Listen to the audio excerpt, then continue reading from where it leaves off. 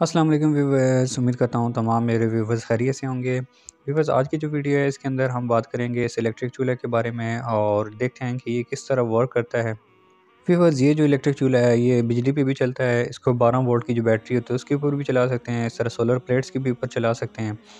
और व्यूअर्स, इसके अंदर जो मटेरियल डलता है, ठीक है, इसके अंदर आप लकड़ी भी यूज़ कर सकते हैं और इसके पैलेट्स होते हैं वो भी यूज़ कर सकते हैं। व्यूअर्स, यहाँ पर आपको एक फ़ैन नज़र आ रहा है और साथ ही इसका रेगुलेटर है जिसके ज़रिए यहाँ पर जो हवा अंदर जाती है, ठीक है, उसकी स्पीड को कंट्रोल किया जा सकता है।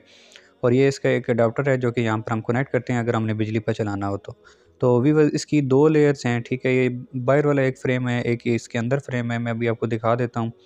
अंदर वाला जो व्यूअर्स फ्रेम है ये वाला जिसको हम निकालने लगे हैं, इसके अंदर व्यूअर्स सुराख हुए होते हैं नीचे वाले हिस्से और ऊपर वाले हिस्से के ऊपर।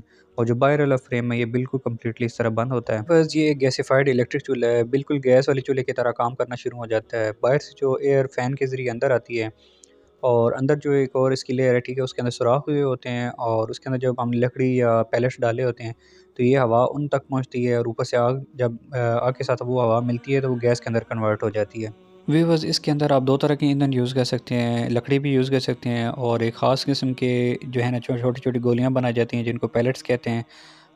वो भी आप यूज़ कर सकते हैं। बेसिकली ये जो चूल्हा है ये पैलेट्स के ऊपर ही ऑपरेट करता है, लेकिन पैलेट्स अभी हर जगह पे अवेलेबल नहीं है तो लोग लकड़ी भी यूज़ करते हैं।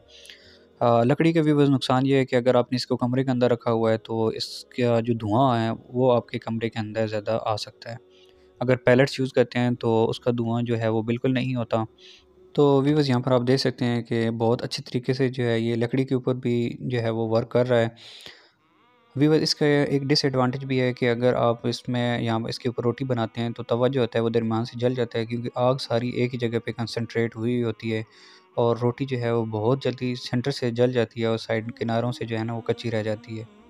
व्यूअर्स, अगर इसकी प्राइस की बात की जाए तो ये जो चूल्हा है ये 4000 का है, ठीक है, लेकिन इसकी प्राइस एक्चुअल जो है 2500 से लेके 4000 के दरमियान वेरी कर रही है क्योंकि इसकी मांग ज़्यादा हो गई है तो जिसकी वजह से इसका रेट भी जो है वो बढ़ गया।